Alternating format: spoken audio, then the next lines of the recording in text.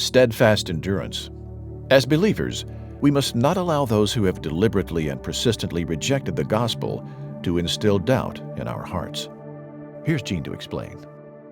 Here in Hebrews chapter 10, the author really revisits what he stated in chapter 6 through verses 4 to 6 about those who, in the full light of all that God did, rejected it.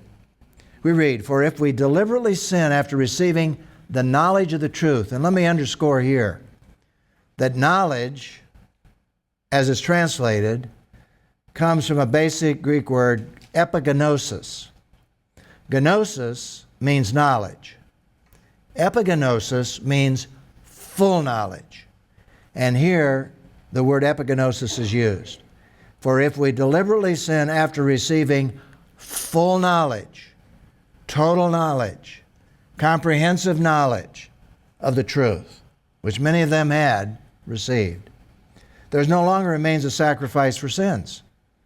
I mean, that's it. There is no other way but a terrifying expectation of judgment and the fury of fire about to consume the adversaries. In other words, there is no other way.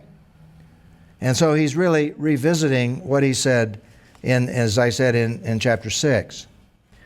Now, in verses 32 and 36, we have something very interesting where, writing to those who were believers, he says, "Remember the earlier days when after you had been enlightened, when you really came to this full knowledge, you endured a hard struggle with sufferings." Now, let me just insert here.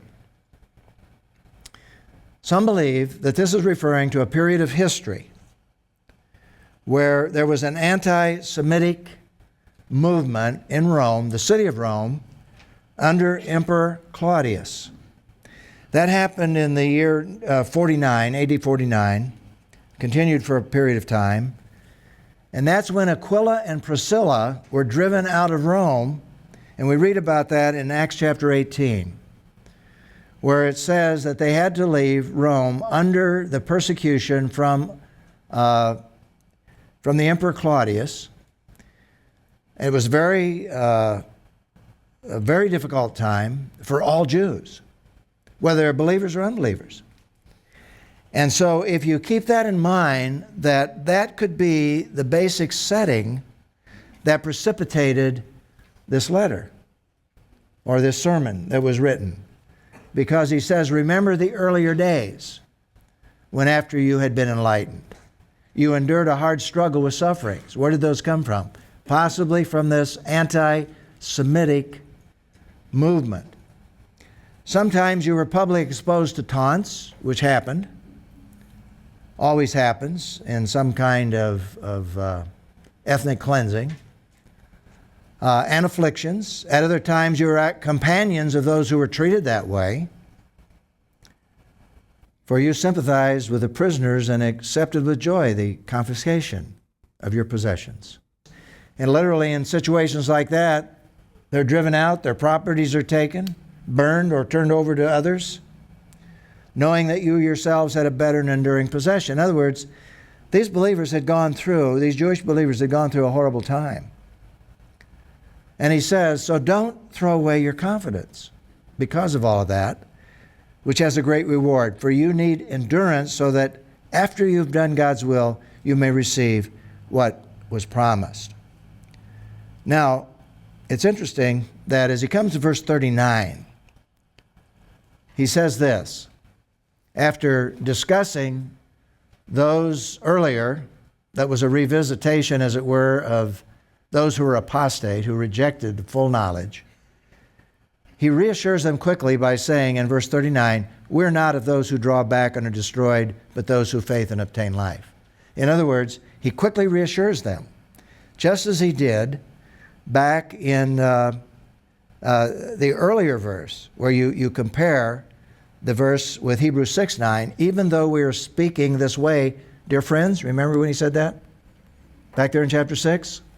Beloved ones, in your case, we're confident of the better things connected with salvation. So he's quick to reassure them as he's writing to them that they're not among those hopefully, who are apostate. What he's simply saying here is don't allow them to discourage you, to bring you down.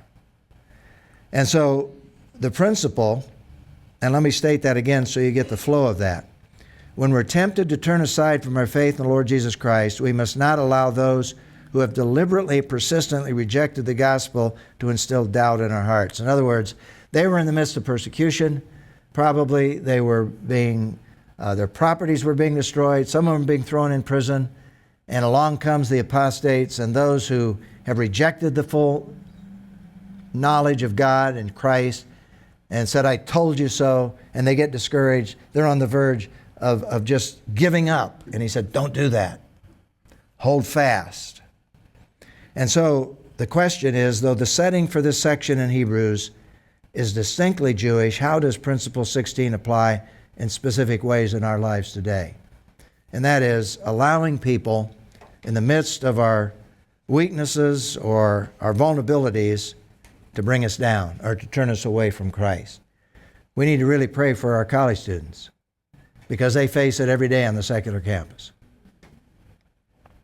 They're just young people trying to find out who they are, establish their identity.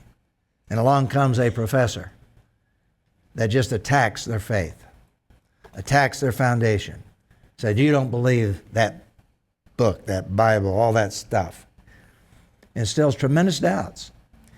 And so we really need to encourage our Christian young people because in our world today, there are a lot of people who are trying to bring them down. And especially when they get disillusioned or when they're struggling, with their own identity. The whole social setting, not just the academic setting, but the whole social setting where we're hearing it on TV. You don't believe that. That's crazy. That's old-fashioned. Those values, we're beyond that. And a lot of people are buying into that. And their weaknesses, particularly within their vulnerability, they're saying the Bible's old-fashioned, it doesn't have the solutions.